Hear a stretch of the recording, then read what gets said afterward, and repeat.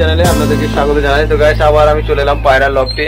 তো গাইস এখন প্রচন্ড রোদ, আপনারা বুঝতেই পারছেন 44 ডিগ্রি 45 ডিগ্রি অব্দি রোদ চলে যাচ্ছে। তো এই রোদে পায়রাগুলোকে নিয়ে খুবই সমস্যা, তাদেরকে বাইরে ছাড়তে পায় না, ভিতরেই থাকে। তো সমস্যা নেই, ভিতরে একটু ঠান্ডা আবহাওয়া থাকে, কিন্তু বাইরে তাদেরকে একবারে ছাড়তে পারছি না।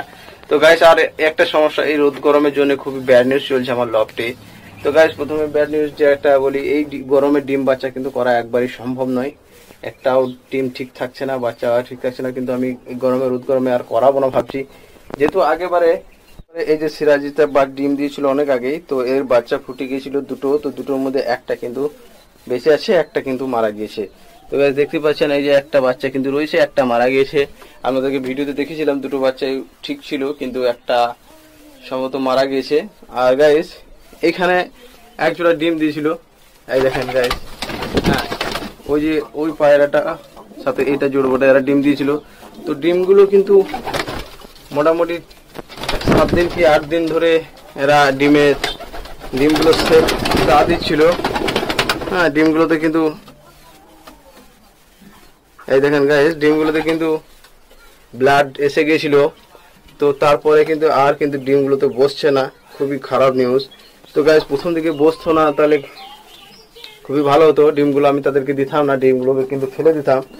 কিন্তু এখন দেখছি ডিমগুলোতে অর্ধেক পরিমাণে বাচ্চা যে ব্লাড লাইন সেগুলো কিন্তু তৈরি হয়ে গেছে, তারপরে কিন্তু আর ডিমে বসছে না, আবার কিন্তু তারা ডিম পাড়া প্ল্যানিং করছে, এটা তো খুবই সমস্যার কথা হয়ে গেল।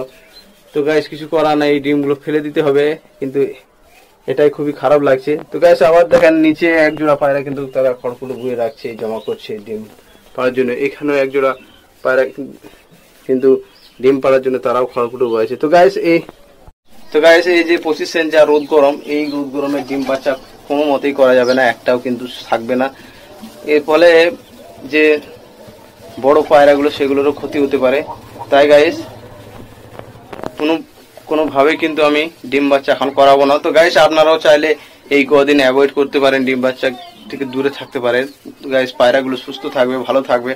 তো গাইস আমার মনে হলো এই নিউজটা আপনাদের কাছে পৌঁছে দিই, এই যে আমার যে সমস্যাটা হয়েছে আপনাদের কাছেও বলি, যদি আপনাদের কিছু হেল্প হয় তার উদ্দেশ্যে এই ভিডিওটা বানা। তো গাইস আজকের ভিডিও এই অবধি। ভিডিও ভালো লাগলে ভিডিওতে লাইক করবেন, আর চ্যানেল নতুন হলে চ্যানেলটিকে সাবস্ক্রাইব